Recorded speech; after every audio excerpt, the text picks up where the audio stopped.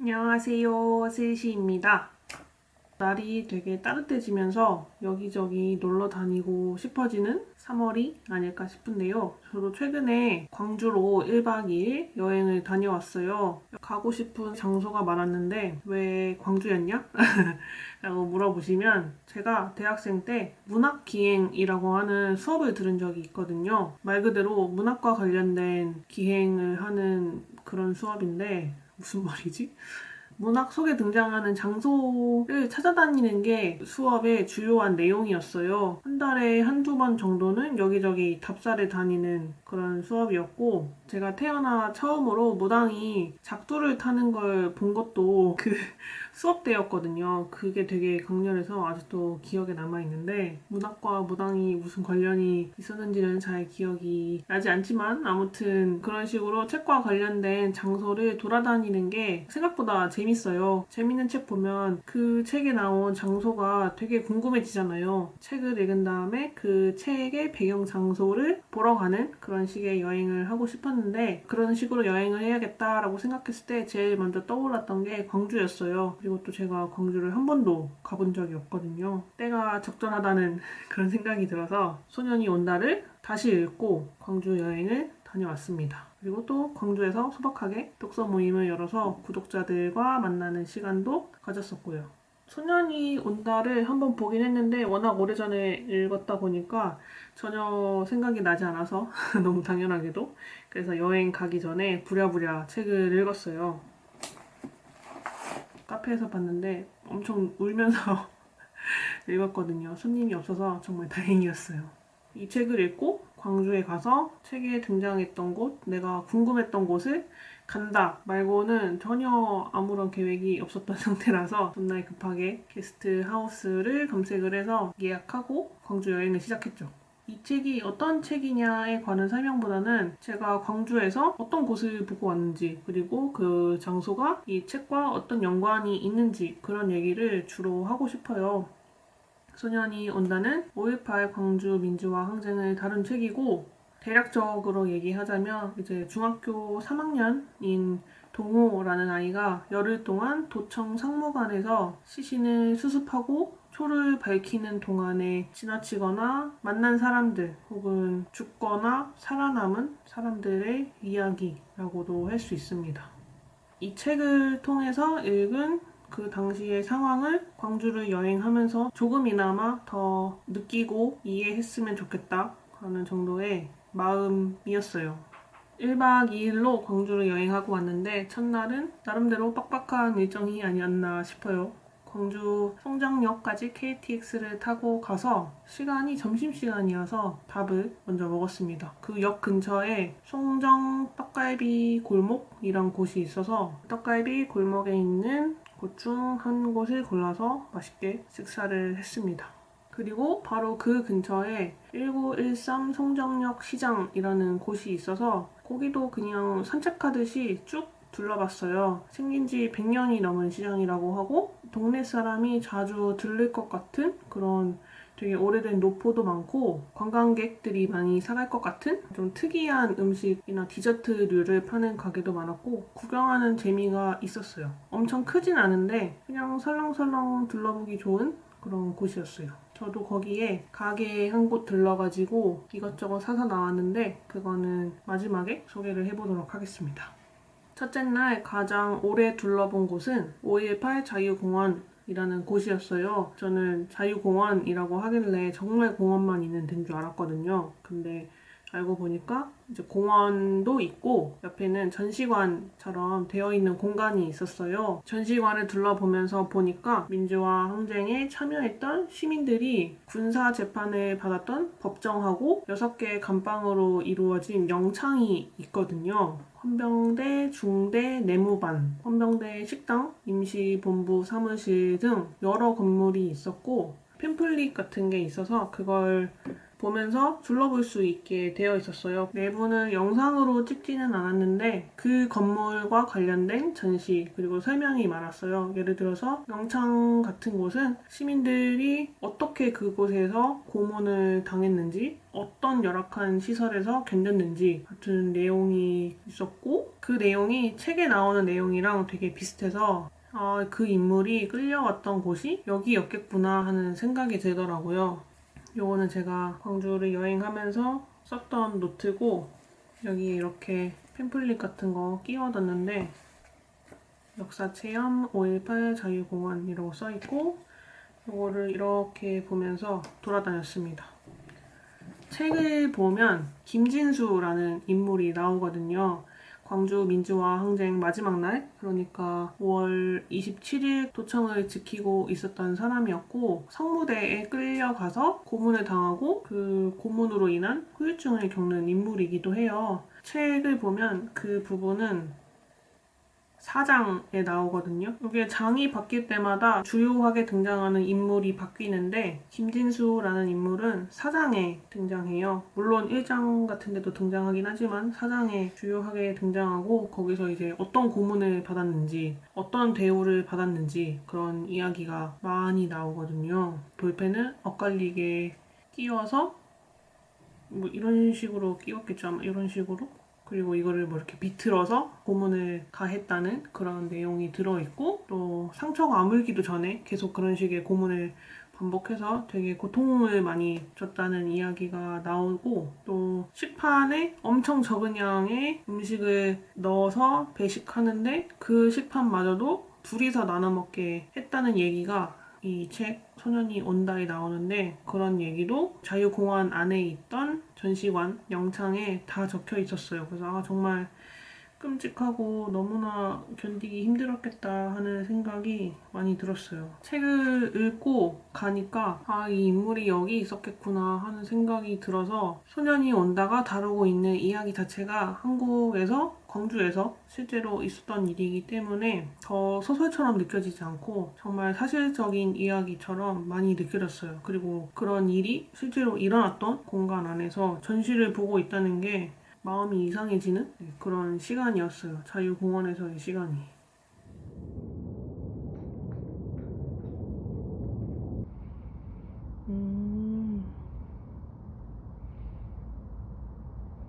언제 만들었던 거지? 엄청 많이 밟았나 봐.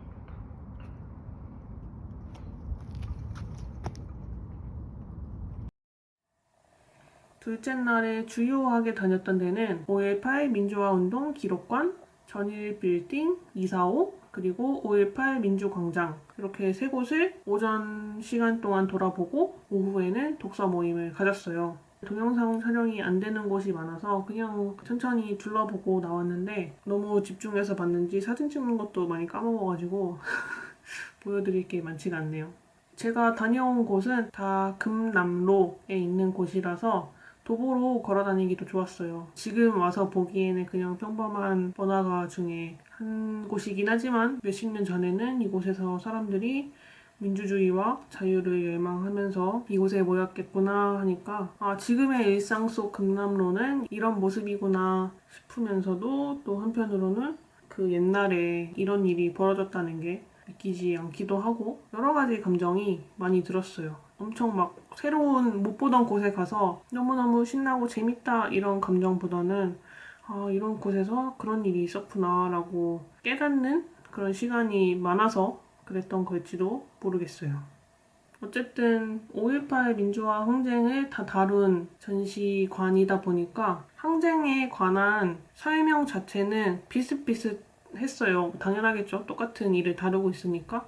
그런데 그 전시관의 성격이 조금씩 달라서 개별적인 곳을 다 방문하는 게 의미가 있더라고요. 5.18 민주화 운동 기록관은 이름처럼 기록과 관련된 이야기가 많더라고요. 기자가 남긴 취재 수첩도 있고 시민이 남긴 일기도 있고 증언 자료, 사진 되게 여러 가지 기록들을 많이 가지고 있는 곳이었어요. 저는 어떤 영상을 되게 인상적으로 봤거든요. 약간 나이가 많이 드신 분들이 5.18 민주화 항쟁 당시에 썼던 일기를 낭독하는 걸 영상으로 찍은 걸 2층인가 3층에서 계속 이렇게 틀어놓고 있었거든요. 그래서 보는데 어떤 분이 그 당시에 이렇게 일기를 쓰셨어요. 정확하진 않은데 그 민주화 항쟁이 일어나던 밤에는 개 한 마리도 짖지 않았다 라고 적은 걸 낭독하는 장면이 되게 기억에 남더라고요. 개인의 기록이 역사를 바로 보게 만들 수도 있구나 하는 그런 생각도 들었고, 일기라는 게 정말 개인적이고 내밀한 사적인 이야기라고 가볍게 치부될 수도 있지만 시대에 따라서 정말 중요한 메시지를 담고 있을 수도 있겠구나 하는 생각도 들고 해서 되게 인상 깊게 보고 나왔어요. 3층에는 광주 민주화 항쟁뿐만이 아니라 유네스코가 지정한 여러 기록유산에 관한 이야기가 있었는데 그런 부분도 재밌었어요. 그리고 그 다음에 방문한 곳은 전일빌딩 245라는 곳인데요. 2016년에서 2017년까지 있었던 국과수 현장 감식 결과 245개의 총탄 흔적이 발견되기도 했고 또 도로명 주소가 금남로 245라서 전일빌딩 245라고 이름 지은 곳이라고 해요. 원래는 이곳이 광주광역시 도시공사에서 매입한 다음에 건물을 철거하고 주차장을 지을 예정이었다고 해요. 근데 이제 보다 보니까 거기에서 헬기 사격의 증거가 되는 총탄 흔적이 발견되기도 했고 또 여러 역사적인 의미를 갖고 있었기 때문에 그 의미를 올해 보존하고자 리모델링을 거쳐서 일부 층에 광주 민주화 항쟁에 관련된 전시를 하는 빌딩으로 만들었다고 해요. 전일 빌딩에 올라가 보면 빌딩의 기둥이랑 외벽에 총알이 이렇게 축축축축 해서 박힌 그런 흔적이 남아있거든요. 총탄 자체는 발견되지 않았다고 해요. 아마 그 일이 있고 나서 수십 년 동안 보수를 했기 때문에 그런 걸 수도 있고 그리고 또 지금은 그 원형을 최대한 보존하는데 중점을 두고 있어서 그 총탄을 발견하기 위해서 너무 헤집어 놓으면 빌딩 자체가 또 훼손될 수 있어서 그렇게 자세하게 탄을 찾으려고 하지는 않은 것 같아요. 어쨌든 지금은 총알이 박혔던 흔적 같은 게 빌딩의 외벽하고 기둥에 남아있는데 총알이 박힌 각도라든지 뭐 흔적이라든지 그런 걸 고려했을 때 10층 혹은 뭐 10층보다 높은 곳에서 사격이 됐을 가능성이 아주 높고 그 당시에 이 빌딩보다 높은 고층 빌딩이 없었기 때문에 뭐 헬기 같은 비행체에서 사격을 했을 가능성이 아주 크다는 국과수의 결과가 나왔다고 합니다. 그래서 그렇구나 이런 걸로도 할 수 있구나 하는 게 또 신기하기도 했고 이거를 못 발견하고 주차장으로 만들었으면 진짜 큰일 날 뻔했다 그런 생각도 하면서 전시를 둘러봤죠. 되게 잘 되어 있고 영상 같은 것도 틀어주시는데 그것도 되게 잘 만들어서 놀랐고 9층인가로 가면은 진실의 문이라고 해서 작은 전시 같은 걸 하고 있었는데 이런저런 가짜뉴스 같은 거 있잖아요. 뭐 북한군이 개입했다든가 헬기 사격이 없었다든가 이런 거를 조목조목 반박하고 있는 이야기가 많았어요. 이렇게까지 진실을 설명해야 하는 이 현실에 좀 뭔가 마음이 이상해지는 그런 전시였어요. 얼마나 오랫동안 거짓 이야기와 싸워왔을까를 생각하게 되더라고요. 제가 예전에 봤던 책 중에 세월호를 기록하다라는 책이 있거든요. 거기에 진실과 관련된 문장이 있었는데 진실이라는 단어를 볼 때마다 그 문장이 생각나더라고요. 물론 정확하게 기억하고 있는 건 아니라서 때마다 다시 독서노트를 이렇게 펼쳐보면서 맞아 이런 이야기가 있었지 라고 다시 생각하는데 잠깐 그 문장을 읽어보겠습니다. 진실의 이미지는 종종 고고히 등불을 들고 걸어가는 성자의 모습으로 여겨지곤 한다. 하지만 진실은 그처럼 외따로 떨어져 있는, 가만히 두어도 언젠가 발견되며 누구든 보기만 하면 주저없이 받아들이는 선명한 불빛이 아니다. 우리가 진실은 너무나 당연하고 명명백백한 거라고 생각하기 쉽지만 사실 진실은 밝혀내기도 어렵고 진실이 있다고 해서 다 믿는 것도 아니며 그리고 쉽게 얻어지는 것도 아니구나 라는 것을 생각하게 만든 이야기였어요. 그 책에서는 진실은 많은 대화와 토론을 통해서 아주 살짝 보일 뿐이라고 말했지만 저는 진실이 있어도 보거나 들을 준비가 안 된 사람들에게는 대체 어떤 식의 전달 방식이 필요할까라는 생각이 들고 많은 의문이 들어요. 진실을 발견하기도 어렵지만 진실이 있는 상태에서도 그 진실을 믿지 않는 사람들한테는 대체 더 어떻게 무슨 말을 해야 되나 싶은 그런 마음인 거죠. 아무튼 전일 빌딩까지 구경하고 나니까 거의 점심시간이었는데 점심 먹을 시간 아껴가지고 광장을 둘러보려고 그냥 카페에서 점심을 먹었어요. 그 전일 빌딩 8층에 카페 245라고 해서 전망이 되게 좋은 카페가 있거든요. 그리고 거기에서 광주 주먹밥도 팔고 있어서 커피랑 주먹밥이랑 이렇게 시켜서 점심을 먹었습니다. 민주화 항쟁 당시에 광주 사람들이 시민들끼리 주먹밥을 나누어 먹었다고 해요. 서로를 도닥이고 응원하는 의미였겠죠. 그래서 이 주먹밥이 민주화 항쟁 그리고 공동체 정신의 어떤 상징이 되었다고 해요. 5.18 즈음이 되면은 주먹밥 체험 행사 같은 것도 한다고 하던데 시간이 된다면 5월에 다시 방문하고 싶은 그런 마음이 들더라고요. 주먹밥 어떻게 나눠 드셨으려나 싶어가지고. 제가 먹은 주먹밥은 맛있긴 했는데 그 당시에 광주 시민들이 나누어 먹던 그런 주먹밥은 아니었을 것 같아요. 그리고 8층만이 아니라 개방된 옥상에서도 옛 전남도청하고 성무관이랑 분수대 기타 등등이 보이는데 소년이 온다의 주인공이라고 할 수 있는 동호가 시신을 수습하고 촛불을 켜면서 자리를 지키던 곳이 전남도청 상무관이에요. 13페이지에 보면은 처음에는 도청 민원봉사실 도청에 있었던 것 같고 도청의 시신을 수습하기엔 시신이 너무 많았기 때문에 나중에는 상무관으로 옮겨서 시신을 수습하고 사람들과 함께 했던 것 같아요. 근데 저는 조금 이상한 말일 수도 있지만 상무관이라는 곳이 가장 궁금했어요. 지금은 옛 전남도청의 건물이 남아있는 상태인데 그 전남도청의 보관 공사가 진행 중이어서 2025년에 재개관한다고 해요. 상무관은 다른 안내사항이 붙어있진 않았는데 거기도 문이 잠겨 있었거든요. 제가 들어가려고 봤을 때. 그걸로 보아서 아마 상무관도 같이 공사를 하고 있는 게 아닐까 하는 생각이 드네요. 2025년에 가면 도청이랑 상무관도 뭔가 전시하는 공간으로 꾸며놓지 않을까 싶고 어떻게 해놨을지 어떤 이야기가 그곳에 담겨 있을지 궁금해서 그때 다시 또 광주에 와야겠다라는 그런 생각을 하면서 구경을 했어요. 전남도청 앞에 커다란 광장이 있고 그리고 광장 가운데 분수대가 있어요. 저는 이 분수대도 되게 인상적이었거든요. 은숙이란 인물이 나오는데 그 은숙이란 사람이 도청을 지나갈 때마다 분수대에서 물이 나왔었나 봐요. 은숙이 도청 민원실에 전화를 걸어서 이렇게 얘기한 거죠. 분수대에서 물이 나오고 있는 걸 봤는데요. 그래서는 안 된다고 생각합니다. 어떻게 벌써 분수대에서 물이 나옵니까? 무슨 축제라고 물이 나옵니까? 얼마나 됐다고? 어떻게 벌써 그럴 수 있습니까?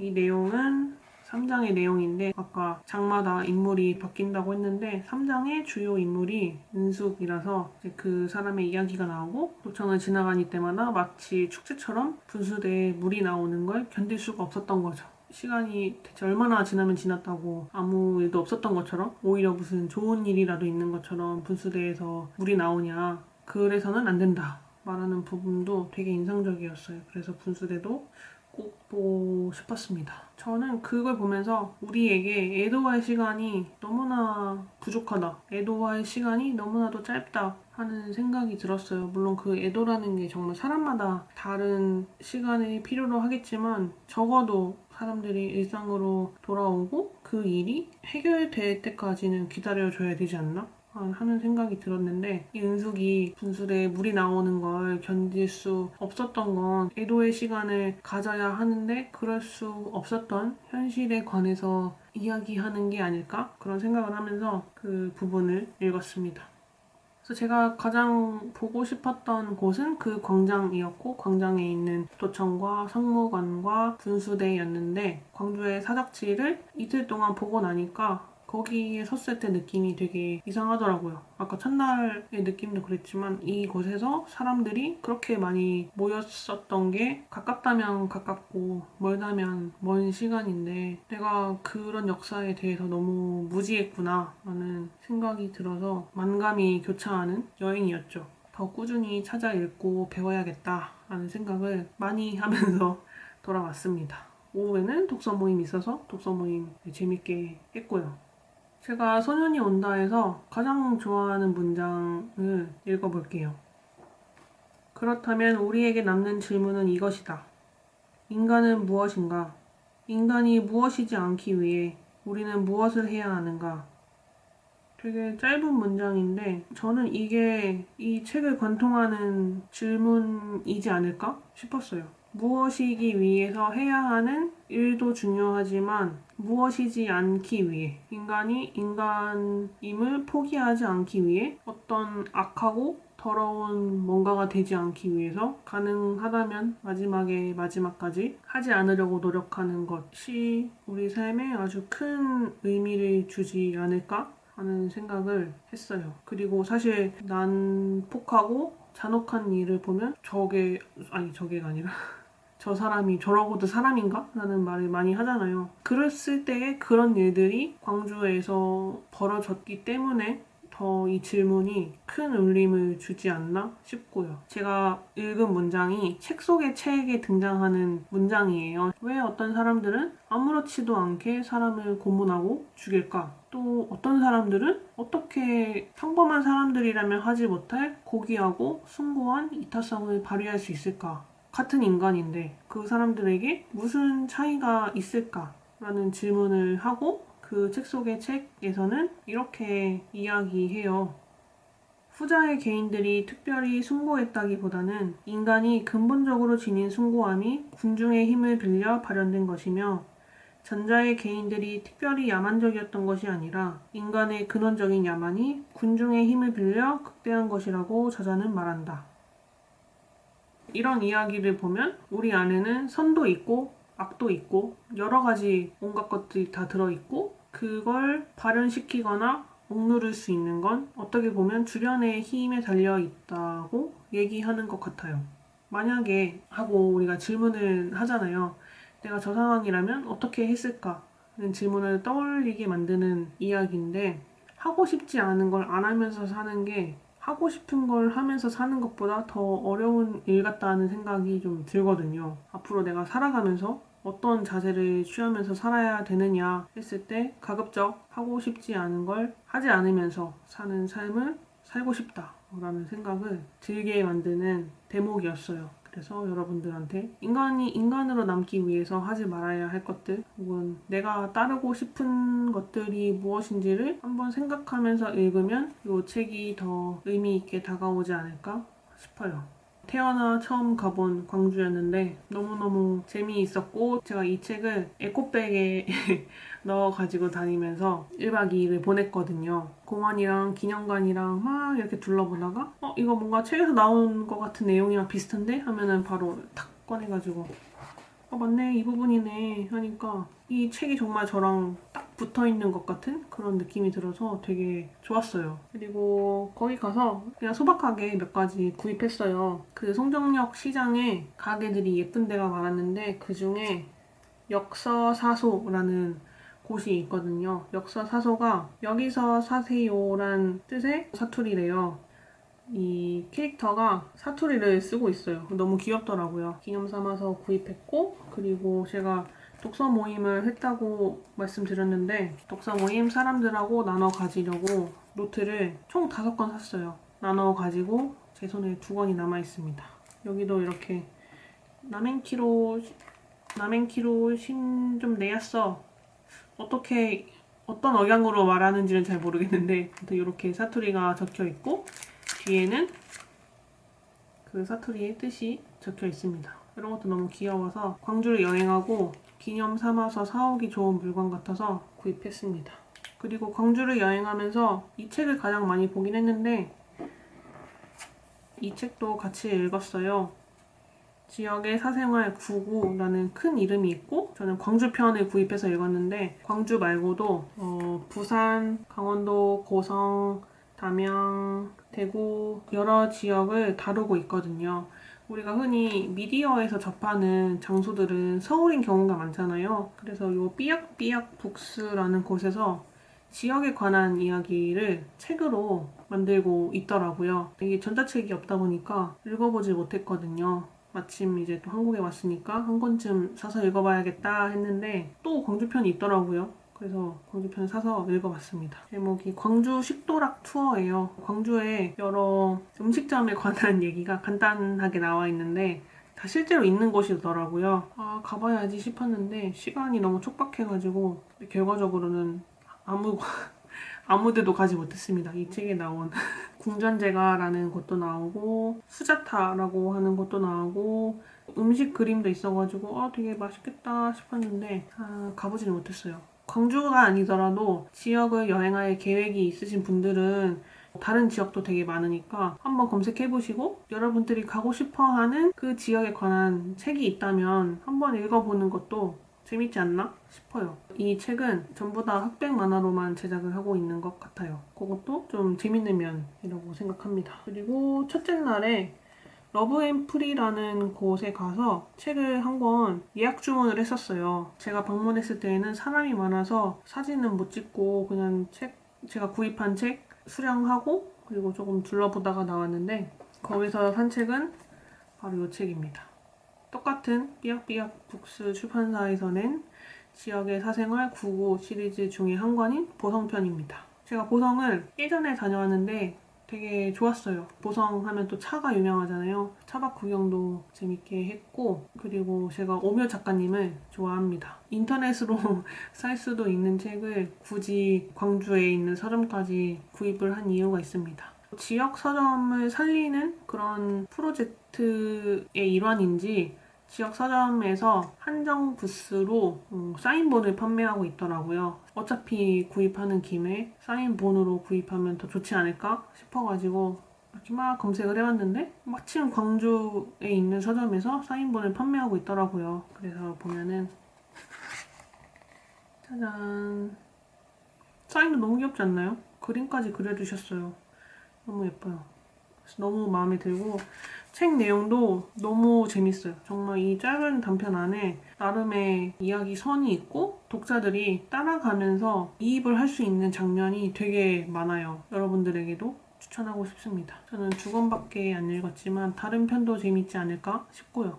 그리고 또 광주 극장에 가서 원래는 영화를 보고 싶었어요. 근데 제가 영화 시간을 놓쳤어요. 7시 영화인가 그랬는데 7시 넘게 도착을 해서 영화는 이미 상영을 했고 아쉬워서 그냥 거기 둘러보다가 이런저런 굿즈 같은 걸 많이 팔고 있어서 거기서 핀 배지를 기념삼아 구입했습니다. 근데 영화도 안 보고 극장에 굿즈를 사는 게 좀 이상하긴 해서 다시 가게 된다면 그때는 영화를 꼭 보고 오려고요.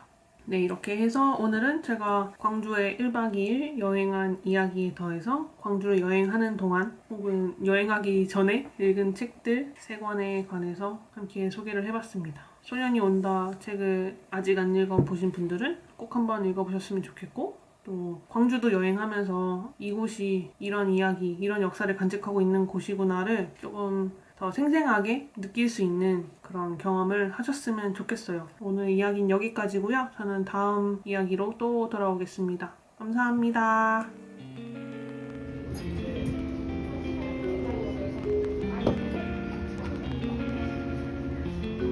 맛있게 드세요.